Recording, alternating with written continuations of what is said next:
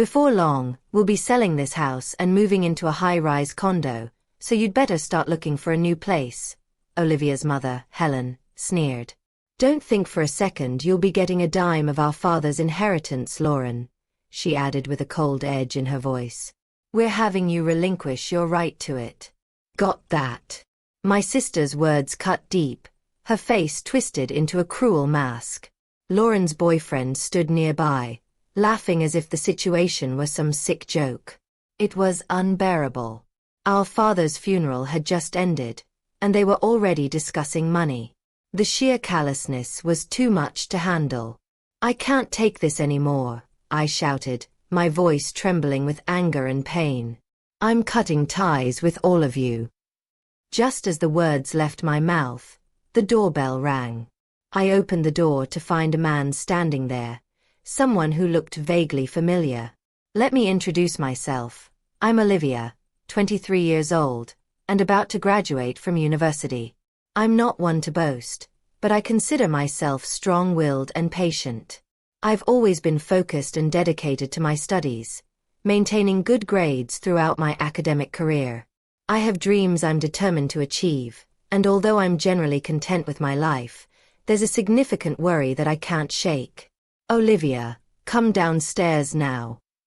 My mother's loud voice jolted me out of my thoughts. With a sigh, I reluctantly went downstairs, leaving behind the comfort of my studies. "Mom, Lauren, what's going on?" "I was studying as usual," I said, trying to keep my frustration in check. "You nerd. Still studying when university is almost over? What a hard worker," Lauren mocked, her voice dripping with sarcasm.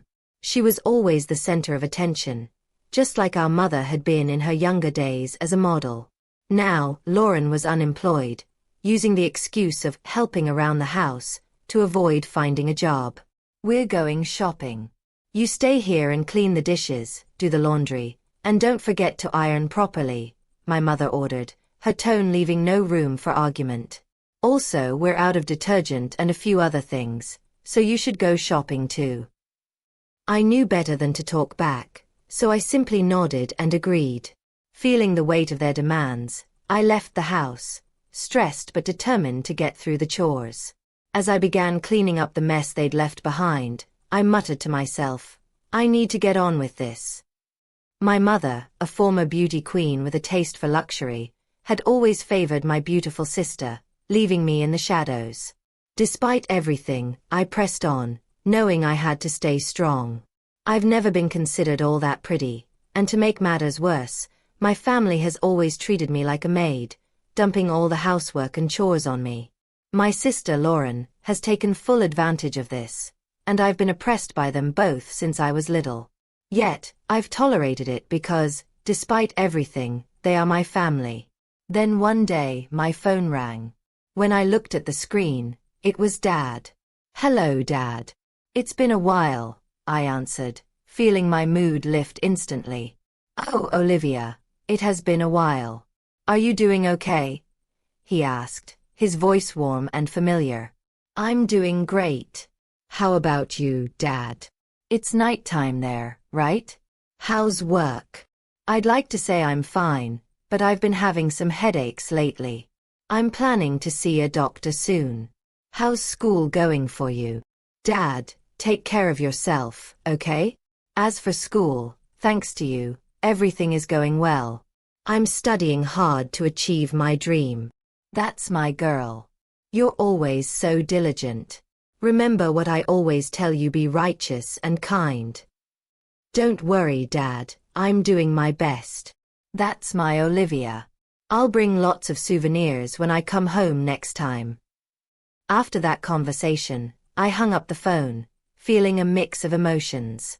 To put it bluntly, my family is well off, largely due to my father, Jerry, who has worked tirelessly, flying around the world for his job since he was young. Although he was often away, he was always kind to me, showering me with love whenever we had the chance to be together. I adored him more than anyone else. But to my mother, Helen, and my sister, Lauren, he was nothing more than an ATM. They lived lavishly off the money he earned without a second thought. "Be righteous and kind, Olivia," he would always say. His presence was nurturing and supportive, and he was my rock, the reason I've been able to stay strong all these years. But then, several months after I graduated from university, something chilling happened. "Olivia, Dad has," Helen burst into my room, her face as pale as a ghost. Apparently, my father had collapsed at the airport as soon as he returned home and was rushed to the hospital. The moment I heard the news, Lauren, Helen, and I headed to the hospital in a panic. When we arrived, we found my once strong and vibrant father lying frail and helpless.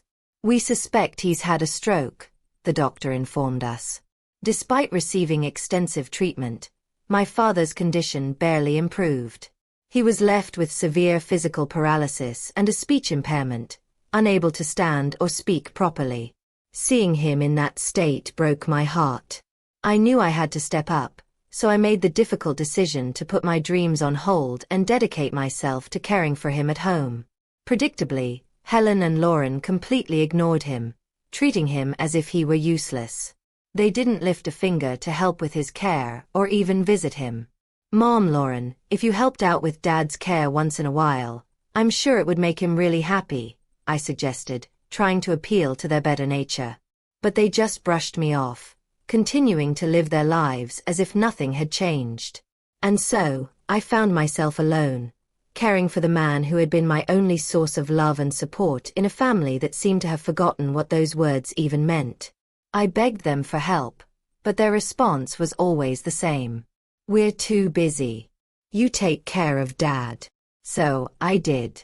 Every day, I sat by my father's side and told him about the beautiful weather, even though he could only manage a faint response. I dedicated myself to learning everything I could about caregiving. I kept the curtains open so he could see outside, prepared special meals for him, and arranged fresh flowers in his room every day.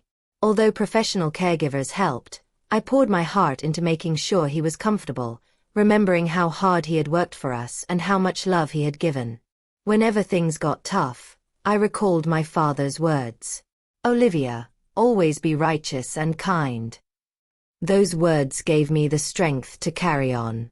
But one day, I overheard a conversation between Helen and Lauren that shook me to my core. "Thanks to Dad's insurance money, I was able to buy that bag I wanted," Helen said, her tone casual, as if she were talking about pocket change. "I know, right? Thanks, Dad. Maybe I should get a new wallet too," Lauren chimed in. I bit my tongue, fighting the urge to yell at them. But then Helen said something even more shocking. If Dad were gone, we'd receive a few $100 million from his life insurance and inheritance. He's been saving up through his job and investments. "Wow, Mom. We should totally buy a luxury condo, and my boyfriend could live with us," Lauren replied, excitement in her voice. "Oh, I wish Dad would hurry up and die," Helen added with a sigh. I couldn't bear it any longer. My father was struggling to stay alive, and they were already spending his insurance money, fantasizing about a life of luxury after his death. It made me feel sick with anger and despair. Recently, they had been splurging on brand name items and even taking overseas trips, leaving my father and me behind. But I couldn't bring myself to tell my father any of this. He was already going through so much, and I didn't want to add to his pain. Pretending I hadn't heard their cruel conversation, I continued to devote myself to his care.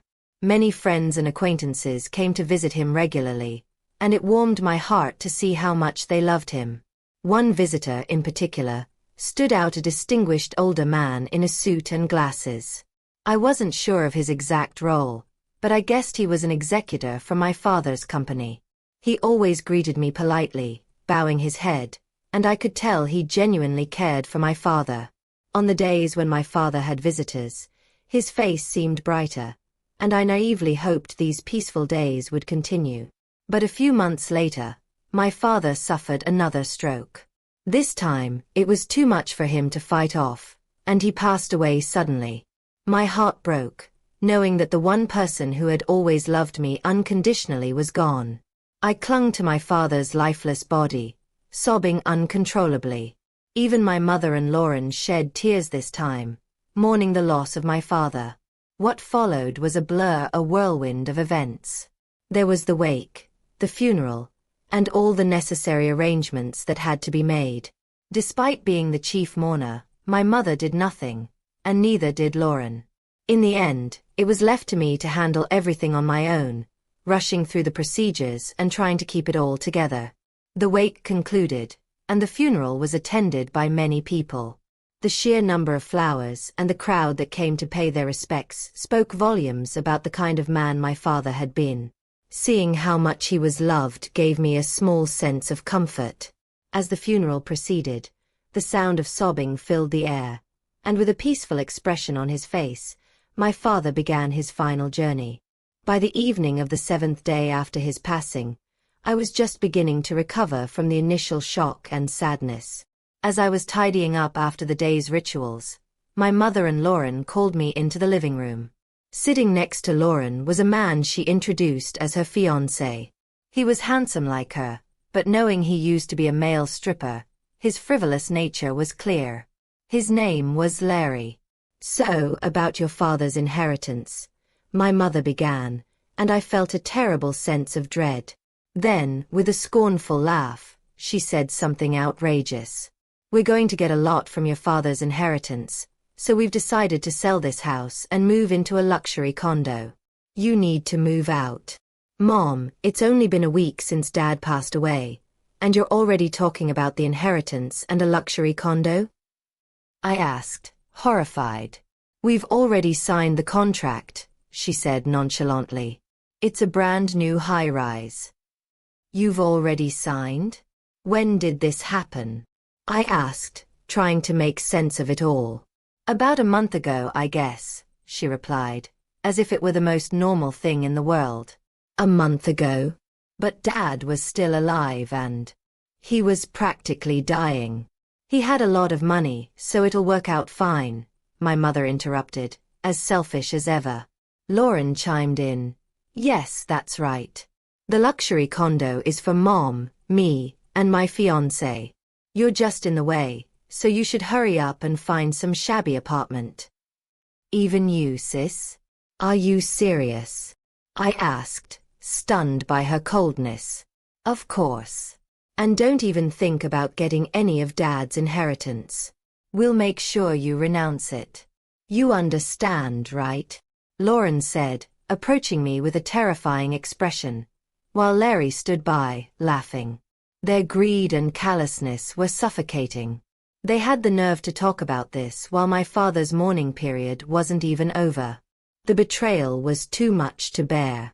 "You guys are the worst.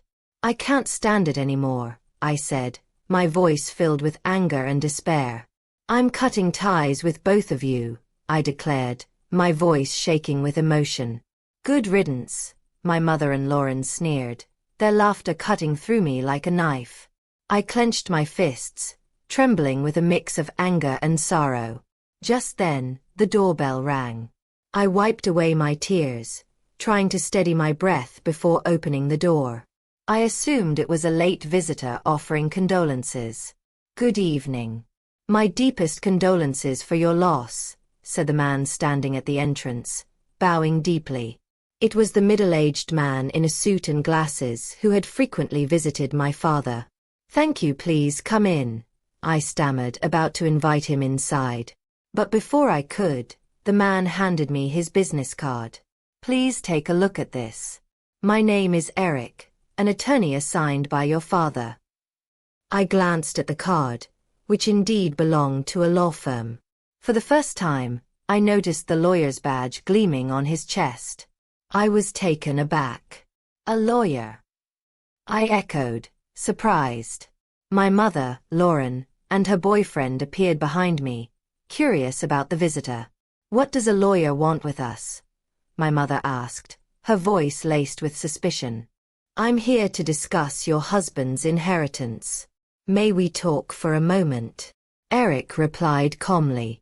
We all moved to the living room. My mother sat directly across from Eric, with Lauren and her boyfriend beside her. I found myself alone, seated opposite them. Eric pulled out several documents from his bag, looked at us, and began to speak slowly. First, may I read your husband's will? He asked. That man could barely move or speak, and yet he left a will? Get on with it, my mother snapped, irritation clear in her tone. Very well, Eric said softly. He began to read. The testator, Jerry, hereby bequeaths all property belonging to him to his second daughter, Olivia. The room fell into a stunned silence. Eric was about to continue when Lauren interrupted. Wait a minute, what did you just say? Did he really say that? She demanded, her voice rising. The testator, Jerry, hereby bequeaths all property belonging to him to his second daughter, Olivia, Eric repeated. What does that mean? My mother and Lauren exclaimed in unison. I was too shocked to react, barely able to breathe as I tried to process what I had just heard.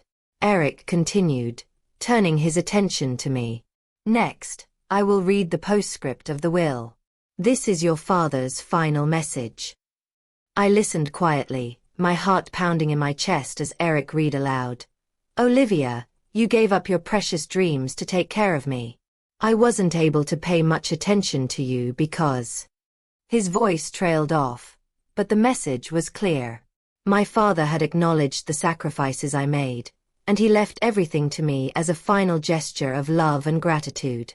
I was always busy with work, but I truly appreciate everything you did for me. Thanks to you, I was able to pass away peacefully and with a sense of fulfillment. As Eric read my father's final words, tears welled up in my eyes. Olivia, always be kind and true. I know you can do it. Your father will always be watching over you. Please be happy. All I could do was sob in front of them. Meanwhile, Helen and Lauren were in a frenzy. What does that mean? So, the inheritance all goes to her? What happens to our money? They demanded, their voices rising in panic. Eric glanced at them briefly before responding. You two are not mentioned in the will. Furthermore, Olivia is also the sole beneficiary of the life insurance. What are you talking about? How can that be allowed? Helen's face turned beet red, ready to explode with anger. Isn't there something called a statutory portion that's guaranteed to the wife and children?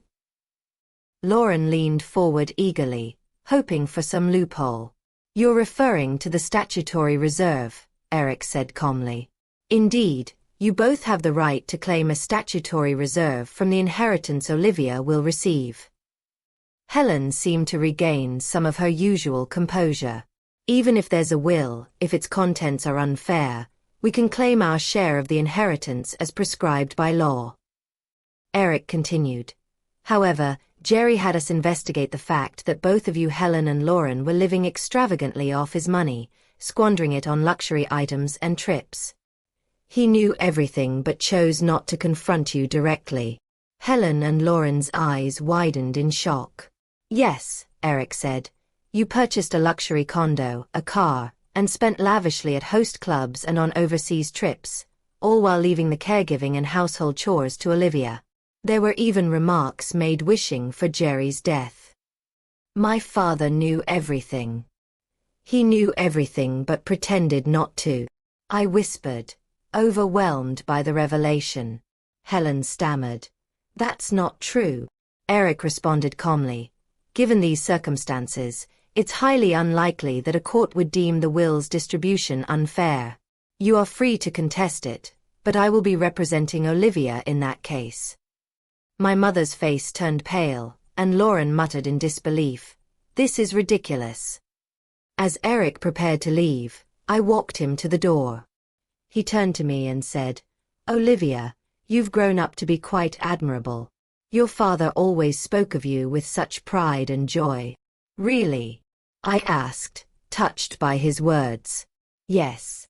I've known your father since we were young, and it was an honor to take on this request. Your father felt he had been too lenient with the others, but I believe he found peace knowing how well you've turned out. Eric smiled warmly, his eyes crinkling at the corners. I was so touched by his words that tears welled up in my eyes again. Please live a happy life from now on. You know I'm always here to help, Eric said kindly as he left. I bowed deeply in gratitude, feeling a sense of hope for the future. 2 years later, with Eric's help, I successfully inherited all of my father's assets. As for my mother and sister, things took a different turn.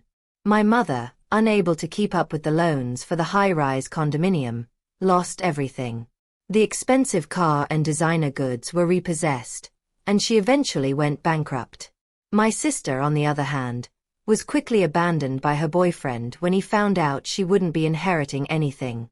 I heard through the grapevine that she's now living with my mother and working part-time.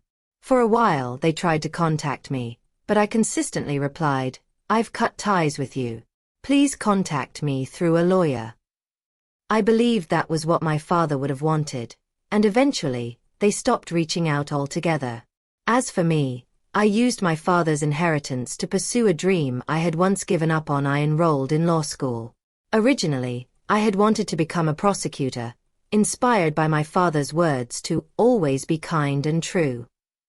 But after working closely with Eric, who had been my rock during such a difficult time, my dream changed. I began to admire the role of a lawyer, someone who provides justice and support when it's needed most. Now, I'm studying hard to become a lawyer, just like Eric, someone who is always fair, just, and kind.